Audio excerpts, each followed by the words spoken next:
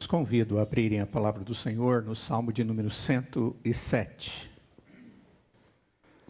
onde faremos a leitura dos versos 33 até o final.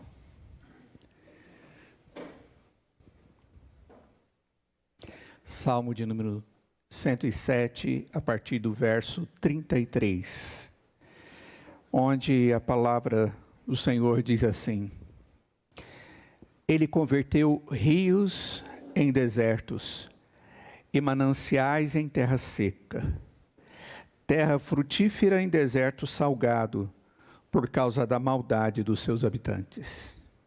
Converteu o deserto em lençóis de águas e a terra seca em mananciais. Estabeleceu aí os famintos, os quais edificaram uma cidade em que habitassem.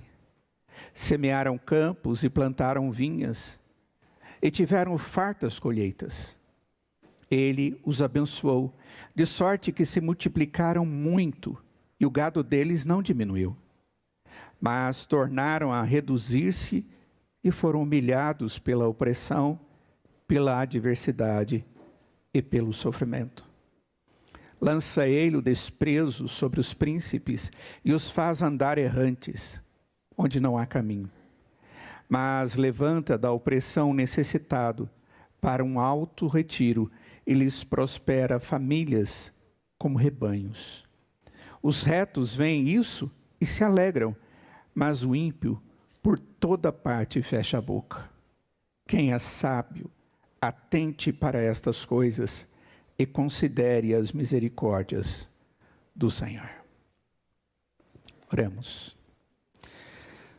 Senhor, obrigado pela Tua palavra e por tudo aquilo que o Senhor já nos ensinou através do Salmo 107. E agora que vamos meditar nessa parte final, continue a nos orientar, a falar a nós como igreja, a nos ensinar, ó Pai, a vivermos diante das circunstâncias, as adversidades, como servos segundo o Teu coração e vivendo para a Tua glória. Ó Deus, nós sabemos que temos desfrutado da Sua misericórdia e precisamos aprender a percebê-la para ser ela a motivação da nossa adoração. Em nome de Jesus. Amém. Queridos, até aqui o Salmo de número 107, ele nos ensinou sobre a grande bondade de Deus para as necessidades do seu povo. Seu povo ali no Antigo Testamento e para nós, a sua igreja hoje, que continuamos sendo o povo de Deus. Nesses últimos versos que nós acabamos de ler, do verso 33 ao 43, nós veremos uma abordagem que aponta para um desfecho. O desfecho é a necessidade de nós agirmos com sabedoria, considerando a bondade e a misericórdia de Deus sempre presente a nosso favor. Jamais sendo deixada de lado, Deus sempre cuidando da sua igreja. Lembrem-se de algo que eu vou dizer agora. Sem a misericórdia, a soberana misericórdia de Deus, não existe esperança alguma. Sem a soberana misericórdia de Deus, não existe esperança nenhuma. É só pela misericórdia de Deus que nós existimos. Nós temos Cristo, nós temos a fé que foi nos dada, nós temos o Espírito Santo, nós temos a palavra que nos foi trazida, revelada, nós temos as promessas que vão se cumprindo dia após dia, nós temos esperança do desfecho da vida eterna se cumprindo. Tudo isso por causa de Deus. Então, diante do que nós vimos até aqui, o que o salmista tem como preocupação é mostrar que nós, diante das angústias, devemos buscar ao Senhor. Ele repete isso 4 vezes no texto. Na sua angústia, clamaram ao Senhor, e Ele os livrou da sua tribulação. O texto fala de 4 circunstâncias bem específicas, e agora existe aqui uma conclusão dentro do texto. E a primeira coisa que nós vamos observar, o salmista falando, é que Deus age segundo a sua vontade, e ao fazê-lo, ele tem um propósito. A primeira coisa que ele traz no texto é que Deus demonstra a sua justiça e o seu juízo no devido tempo e como lhe apraz. No verso de número 33, o texto diz que ele, se referindo a Deus, converteu rios em desertos e mananciais em terra seca.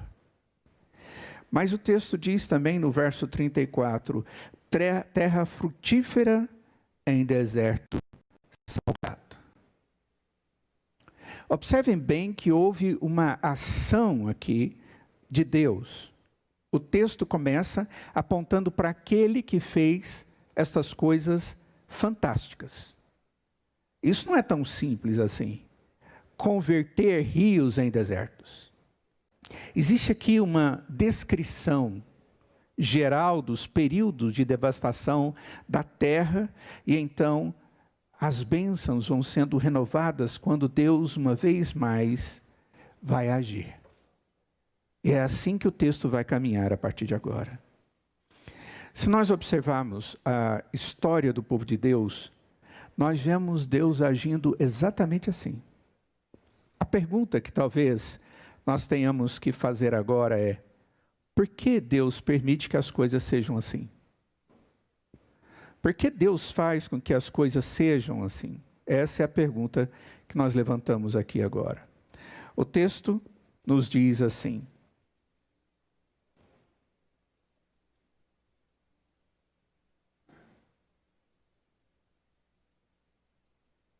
verso 34b.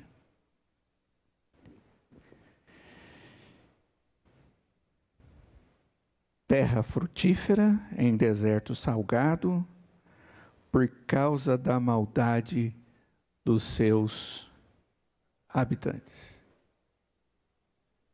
É interessante que o juízo de Deus, ele não vem simplesmente porque Deus resolveu agir com juízo. É interessante que sempre que a palavra de Deus diz que Deus age com juízo, está relacionado à desobediência do homem. Se você voltar lá atrás no livro de Gênesis, no capítulo 3, e vendo ali a queda do homem, você vai perceber que o juízo de Deus, ele veio exatamente a partir do momento que o homem resolveu desobedecer ao Senhor. Foi um juízo de Deus justo. O povo era ruim, mau, desagradável, e agia como se não fosse abençoado por Deus, como se fosse um povo sob influência maligna. O juízo de Deus sempre ocorre devido ao pecado humano. E a fidelidade de Deus, agindo com juízo, dentro daquilo que Ele propõe na sua lei.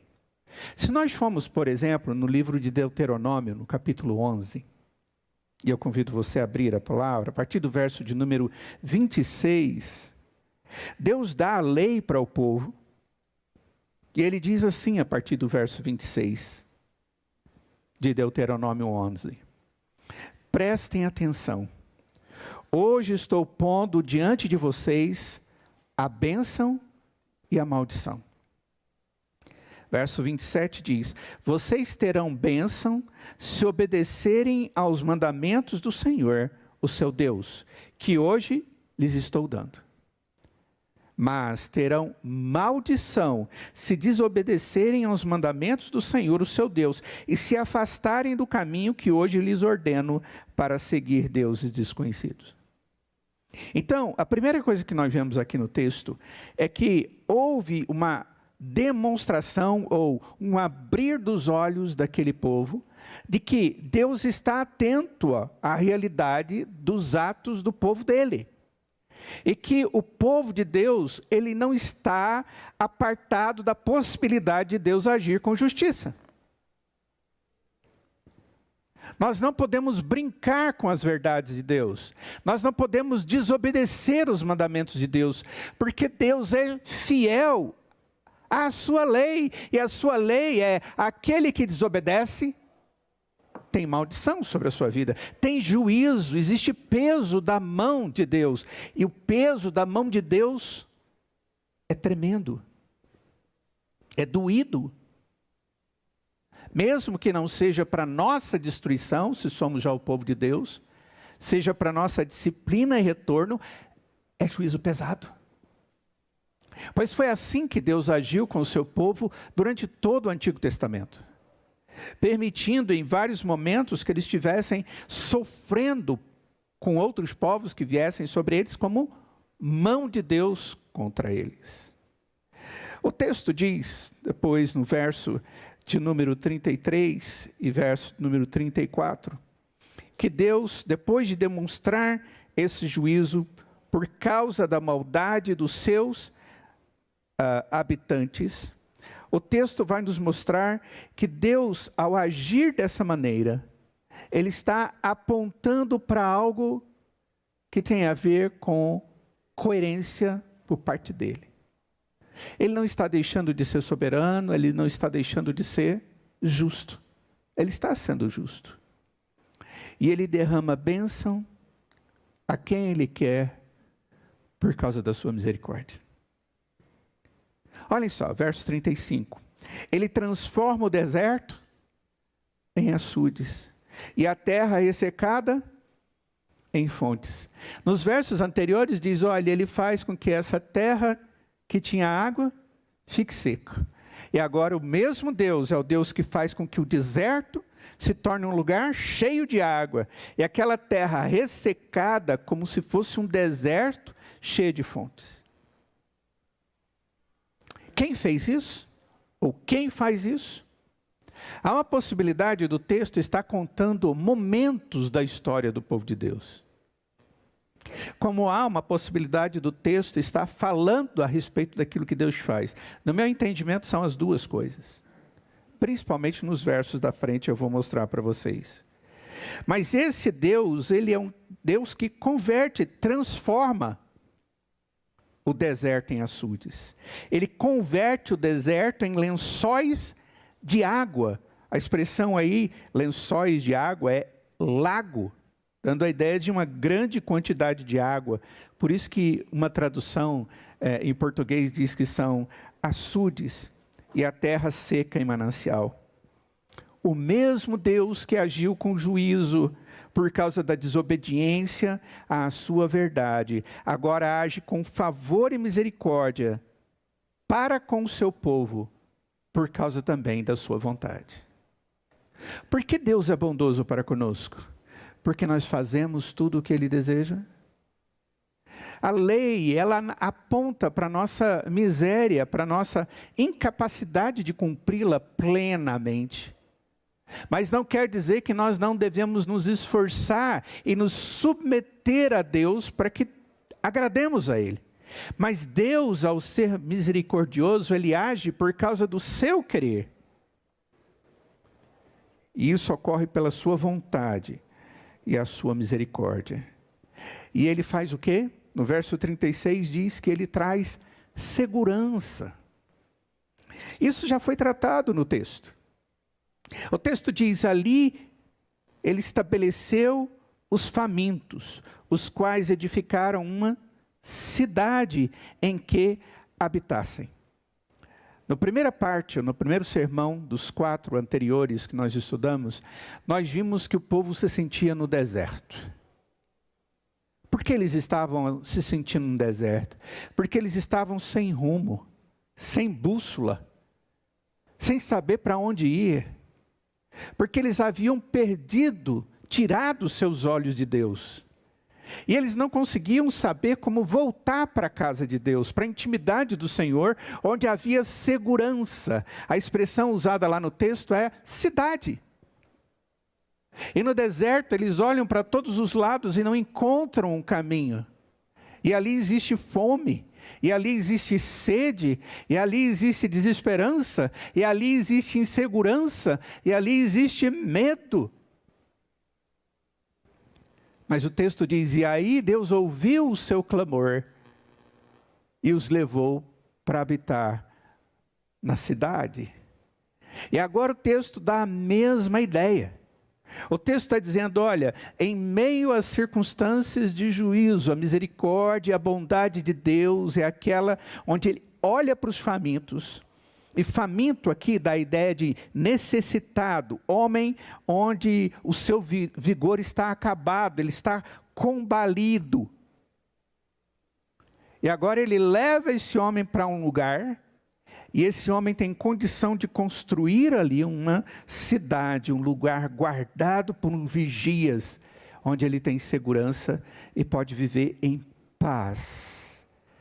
Uma cidade onde ele possa habitar, morar, se assentar tranquilamente. Quem faz isso? O texto diz, é Deus. E mais do que isso, eles estão famintos, eles semeiam e eles plantam. Eles semeiam os campos, a terra, o campo fica cultivado, e eles plantam vinhas. E diz o texto, e eles produziram fartas colheitas. Quem é aquele que faz a colheita ser boa? Quem é aquele que faz a semente germinar? Quem é aquele que manda a chuva no devido tempo? Quem é aquele que não permite ter pragas? Quem é aquele que capacita o homem para ter força e trabalhar na terra? É Deus. E em meio a tudo isso que o texto está querendo dizer àqueles, Deus é soberano. E Ele é misericordioso. Ele age com juízo para com aquele que é desobediente, mas Ele age com misericórdia para com aquele que Ele deseja ter misericórdia. E Ele conduz essa pessoa ao arrependimento e à busca da sua graça. O texto ele regularmente nos traz a compreensão de que quando clamamos ao Senhor, Deus ouve. E eu tenho repetido para vocês, aquela expressão, ela significa o clamor do arrependimento. Sem o arrependimento, não adianta clamar ao Senhor. Eu tenho que buscar ao Senhor, mas reconhecendo o pecado. Que Deus está fazendo aqui, Deus está estabelecendo, Ele está afirmando que aqueles que estão famintos e necessitados, que são dele, Ele cuida. Eles constroem para si cidades, têm um lugar seguro, habitam em paz, plantam e suprem a sua fome. Mas o texto continua. Essa ideia de espalhar sementes, cultivar o campo, ela é uma expressão muito comum no Antigo Testamento e no período da Bíblia de uma maneira geral. E essa é uma das maneiras do povo de Deus reconhecer que Deus está abençoando-os. Quando eles plantavam e vinham as primeiras colheitas, eles tinham até a festa da colheita inicial, da qual a primeira parte era a parte do Senhor, do dízimo. E eles tinham a festa da colheita. A festa onde eles agradeciam a Deus, porque Deus havia lhes abençoado. Então observem bem que a bênção de Deus tem a ver com segurança. A bênção de Deus tem a ver com fartura. A bênção de Deus tem a ver com a presença e a soberania dele sobre a vida daquelas pessoas. E a bênção de Deus tem a ver com o cuidado das suas famílias. Olhem só o verso de número 38. Ele diz, ele, mais uma vez se referindo a Deus, em momento algum é diferente. Ele, o Senhor, os abençoou de sorte que se multiplicaram muito, e o gado deles não diminuiu. Aqui existem duas coisas interessantes que estão misturadas, mas elas são separadas. O fato deles terem se multiplicado como pessoas na família e o gado deles também ter continuado crescendo. A quantidade de filhos nesse tempo apontava para uma realidade que o povo de Deus experimentava. Uma família que tinha muitos filhos era reconhecida como família abençoada por Deus. É interessante, se você for lá em Israel, se você for em Jerusalém, você vai ver que isso continua do mesmo jeito. O percentual de natividade em Israel é muito alto. É muito maior do que na maioria dos países do mundo. Porque eles entendem que quanto mais filhos eles têm, mais forte como nação eles são e mais abençoados eles são. Essa ideia vem da Escritura e do Antigo Testamento. No Salmo de número 128, o texto a partir do verso 3 diz: tua mulher no interior de tua casa será como uma videira frutífera. Ela vai produzir frutos. Teus filhos como rebentos da oliveira à roda da tua mesa. Eis como será abençoado o homem que teme ao Senhor. Ele tem filhos, ele tem muitos filhos. A ideia de que filhos é sinônimo de bênção é algo que nós vamos encontrar em outros textos, em outras passagens. Por exemplo, Sara se sentia como amaldiçoada porque ela não tinha filhos.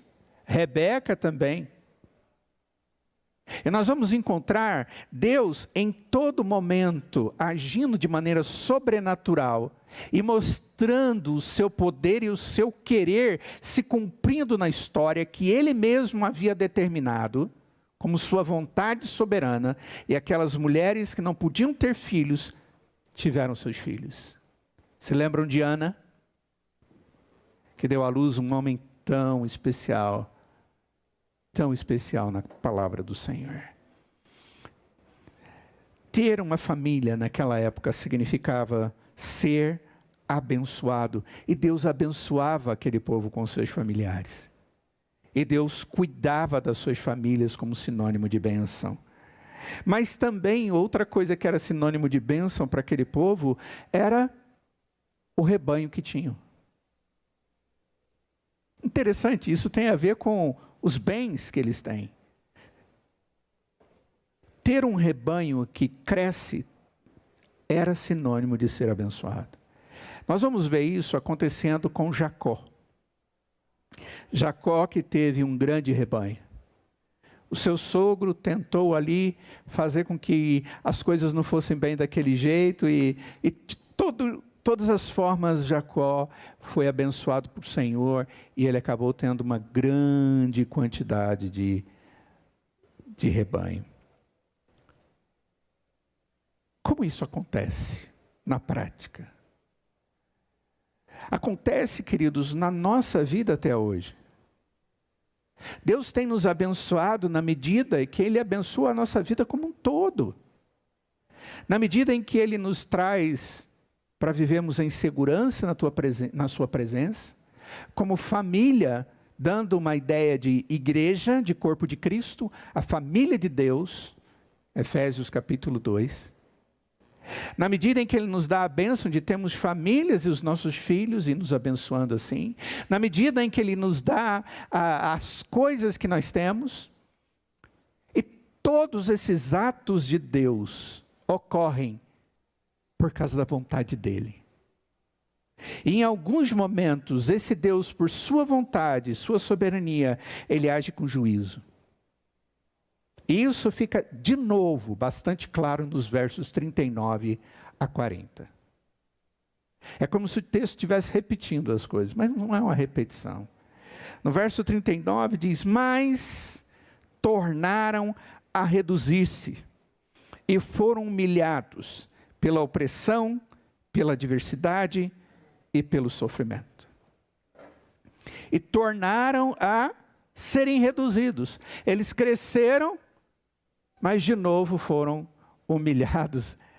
Eles diminuíram e eles foram oprimidos. Houve desgraça no meio deles e tristeza no meio deles. A expressão aqui, humilhado, ela é praticamente repetida 2 vezes. E o texto diz que eles são humilhados pela coerção, pela restrição, pela adversidade, ou seja, pelas coisas desagradáveis, pela miséria e pelo sofrimento, pela angústia que eles viveram profundamente. Mas Deus fez isso e fez mais. Verso 40 diz que ele lançou o desprezo sobre os príncipes e os fez andar errantes e onde não havia caminho. Esses 2 versos, 39 e 40, falam de algo muito específico, mas semelhante ao que foi mostrado até aqui. Essa parte final do texto trata da recordação histórica, muito provavelmente da devastação causada pelas invasões que o povo de Deus sofreu. Parte do castigo que Deus trouxe contra o pecado do seu povo, de desobediência. Eles tinham que enfrentar ataques dos poderosos exércitos. E isso aconteceu com os sírios, 2 Reis, capítulo 6. O ataque dos assírios, 2 Reis, capítulo 17. E dos babilônicos, 2 Reis, capítulo 25. Em todas essas situações, o povo de Deus foi humilhado. Boa parte da população foi morta e assim foram reduzidos.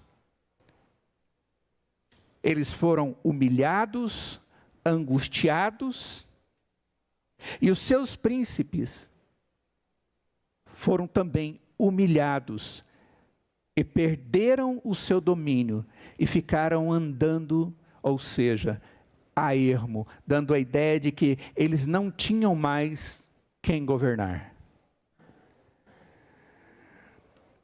Esses ataques, eles trouxeram grande devastação para a terra do povo de Deus. E eram particularmente humilhantes todos os atos que esses povos trouxeram sobre eles, e principalmente sobre os seus líderes. E é bem provável que fossem os últimos 2 reis de Judá, Joaquim e Zedequias. Quem já estudou a questão dos reinos sabem que eles realmente, particularmente sofreram por causa dessas perseguições. Mas em meio a tudo isso, verso 41, vem a misericórdia de Deus. Diz o texto: mas levanta da opressão o necessitado para um alto retiro, ele prospera famílias como rebanhos. Olha só, é interessante, o texto ele faz com que volte a argumentação, não para simplesmente ficar maçante a leitura ou os versos desse cântico, mas para levar as pessoas a perceberem que Deus age assim na história do seu povo. Em alguns momentos, o seu povo precisa de ser admoestado, precisa de sofrer humilhação para olhar para o alto e reconhecer quem é o verdadeiro Deus deles. Reconhecer a sua soberania. Ser obediente a esse Senhor. E quando nós compreendemos quem é Deus, a única coisa que podemos fazer, como o texto diz, na minha angústia, clamei ao Senhor, Ele me ouviu, me sarou todas as minhas tribulações. Essa é a palavra do texto. Qual é a consequência prática do verdadeiro cristão que entende a mensagem do Salmo 107, irmãos? A mensagem central é o verso 42 e o 43. Os justos veem tudo isso e se alegram. O quê? A soberania de Deus, o juízo de Deus, a misericórdia de Deus, a bondade de Deus, o amor de Deus, mas sem deixar de perceber a soberania de Deus. E eles veem tudo isso e se alegram. Eles não brigam com Deus. Senhor, por que da situação que vivemos? Por que da dor? Por que da morte? Por que da angústia? Por que do desespero? Por que da ausência de respostas? Ao invés disso tudo, essas pessoas olham para o Senhor e dizem: Senhor, Tu sabes. Na minha angústia, eu estou buscando ao Senhor, estou clamando ao Senhor. Tenha misericórdia, haja com graça, com bondade. Mas não deixe de glorificar ao Senhor. O povo de Deus, ele se alegra, querido, em toda e qualquer circunstância, porque a nossa alegria vem do Senhor. A nossa alegria é o Senhor. A nossa alegria é a misericórdia do Senhor, como diz o primeiro verso desse texto. Rendei graças ao Senhor, porque Ele é bom e a sua misericórdia dura para sempre. É sobre isso que o texto falou. Eu glorifico a Deus porque Ele é misericordioso. E Ele nunca vai deixar de ser misericordioso. Então eu glorifico o Senhor. Foram ditas tantas coisas. Mas em meio a tudo isso, o justo. E justo aqui se refere àquele que é reto, aquele que é correto, aquele que é honesto, aquele que é direito. Ele vê essas coisas, ele examina essas coisas, ele inspeciona, ele percebe, ele considera essas coisas e se regozija. Mas o ímpio, diz o texto, por toda parte, fecha a boca. O ímpio tranca a boca, ele não tem o que falar sobre Deus. Ele não tem nada que traz alegria ao Senhor. Para o justo, alegria e gratidão ao Senhor. Para o ímpio, sua boca fica calada. A expressão aqui, no original, dá a ideia de calada até a morte. Concluindo, irmãos, verso 43. Reflitam nisso os sábios e considerem a bondade do Senhor. Reflitam nisso os sábios e considerem a bondade do Senhor. Quem é sábio? Essa é a boa pergunta. O sábio é aquele que atende para todas essas coisas, no sentido de guarda todas essas coisas, ele observa todas essas coisas, e ele considera o que tem que considerar. Ele considera aquilo que ele tem que guardar, aquilo que é o correto ele ter consigo. E o que ele considera são as misericórdias do Senhor. Querido, tudo pode desabar, mas Deus não deixou de fazer a sua vontade e de ser soberano sobre a sua vida. Se o Senhor é seu Salvador, a misericórdia do Senhor foi demonstrada a seu favor. Ele deu a fé que você não tinha sozinho. A misericórdia do Senhor é tudo aquilo que você tem que atentar. Você pode perder a sua vida, você pode perder os seus negócios, mas ninguém pode lhe tirar a graça que está em Cristo Jesus, nosso Salvador, e que nos foi dada por misericórdia do Senhor. O Salmo 107, ele começou com uma afirmação da misericórdia pactual de Deus. E termina com um apelo à contemplação dos seus grandes feitos e a reflexão a respeito da sua misericórdia. Quem é sábio a ponto de observar estas coisas? O sábio aqui, querido, ou ser sábio, tem a ver com aquele que tem os seus olhos sempre voltados para o Senhor. E tem os seus olhos abertos pelo Espírito do Senhor para vê-lo e a sua misericórdia. Porque somente pela ação de Deus nós possamos, em meio às insensatez que o mundo traz, ver o que Deus é e o que Ele faz. Por mais que chamem a atenção para a sua superior capacidade de visualizar e sutileza, todas as coisas perdem completamente o seu valor se os meus olhos não estiverem clarificados pela graça de Deus. Quem é sábio? O sábio que contempla a Deus é o sábio que recebe de Deus a sabedoria do alto. E eu espero que Deus esteja concedendo a mim, a você, a nós, a igreja dele, essa sabedoria, para que nós possamos manter os nossos olhos na bondade, na misericórdia do Senhor. E assim, possamos, como diz o verso 1, render graças ao Senhor, porque Ele é bom e a sua misericórdia dura para sempre. Vamos colocar de pé.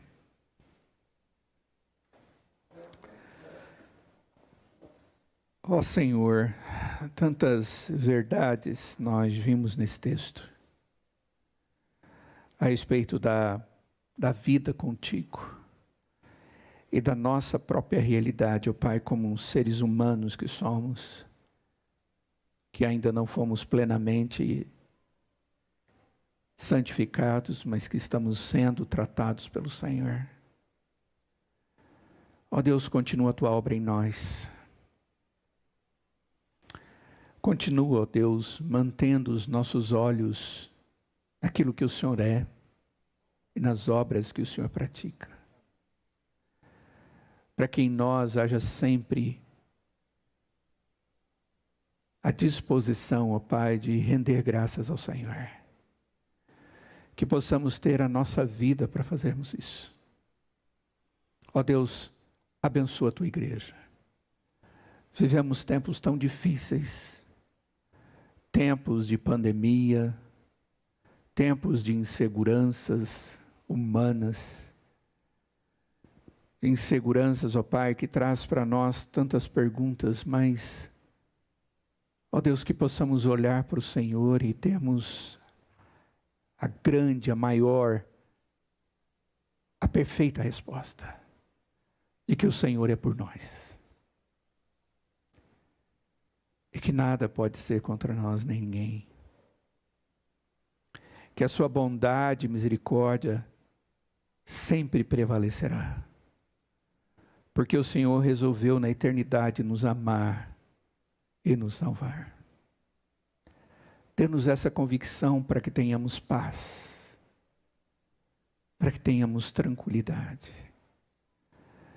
para que possamos ser como aqueles que estavam sem moradia e famintos, e que foram conduzidos pelo Senhor a um lugar onde eles pudessem morar e ser alimentados pelo Senhor.